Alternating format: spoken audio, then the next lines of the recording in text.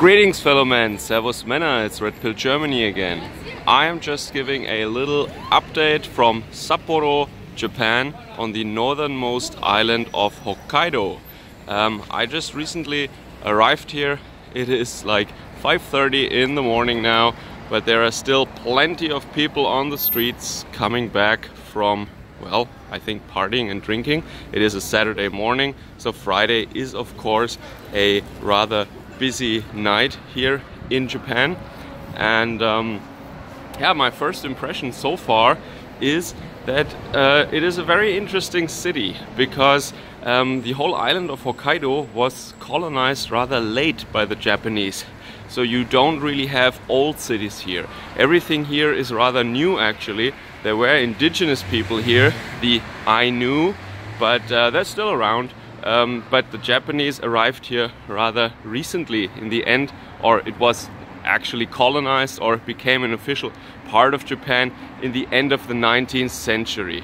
And so Sapporo also was declared the capital of the Japanese colonial regions here, or the domain here, by the end of the 19th century, I believe in 1869, so not that old. So don't come here and expect gorgeous old shrines and temples like in Nara, Kamakura and Kyoto, but there are many things that make up for that lack of ancient history.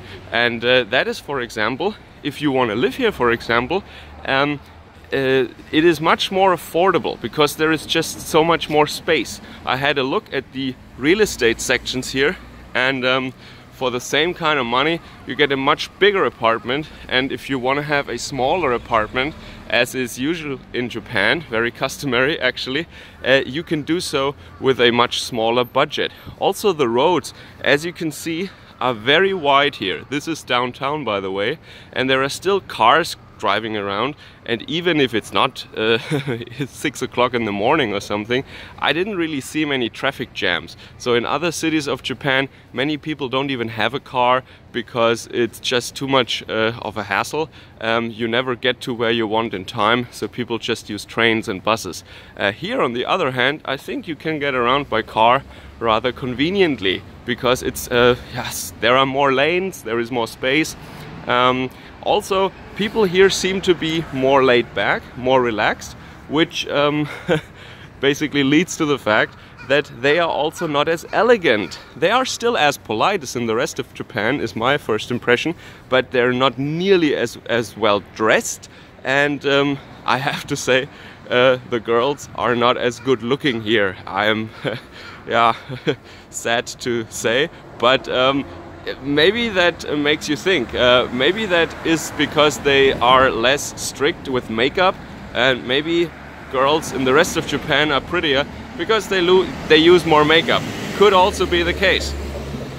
So I guess it is more relaxed and laid back here, and that has something to do with the fact maybe that it was colonized rather late and that there is just more space. Also, what is noteworthy of Hokkaido as a whole is that a major part of the agricultural production in Japan is taking place here. It is famous for sweet corn, yes, and also dairy products and potatoes, for pumpkins, and also I think barley for beer, very important. So you have the famous Sapporo brewery here, of course, an excellent brewery with an excellent museum and restaurant also. If you are more into whiskey, the Nikka distillery, the first distillery that produced whiskey in Japan to my knowledge, is also located to the northwest, I guess, of Sapporo. Very good whiskey. The Nikka bar here in Sapporo is a really cool place if you want to have a nice evening on the more expensive side.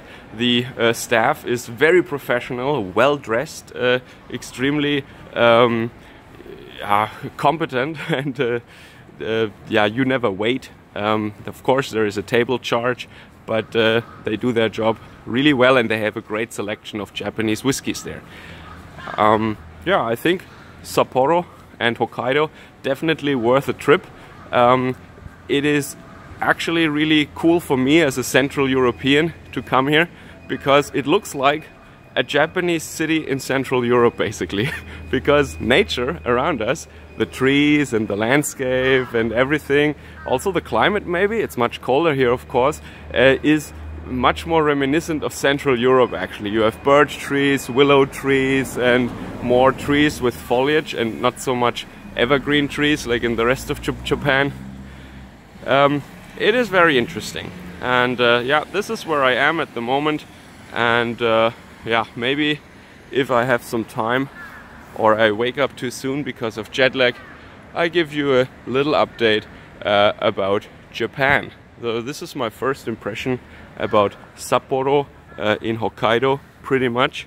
More like an American city maybe. Everything is distinctly Japanese, obviously, but the arrangement I think here of the buildings and the way the city is planned with this chessboard pattern, not like a medieval city but more like a modern city.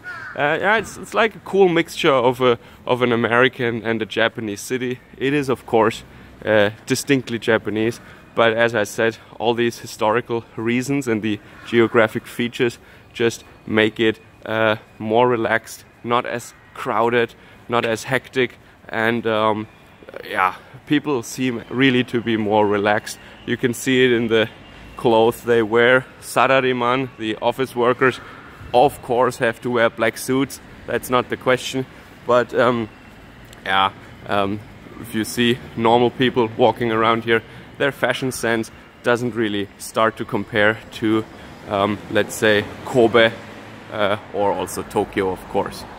Alright, so you might really like that. Definitely check out the food. They have some nice unique soup curries that are different from the rest of Japan here, or different from Thai or Indian curry for that matter also. And their unique ramen with butter and sweet corn, yes. Definitely worth a trip. Alright, see you guys soon, I hope. Servus, Kameraden.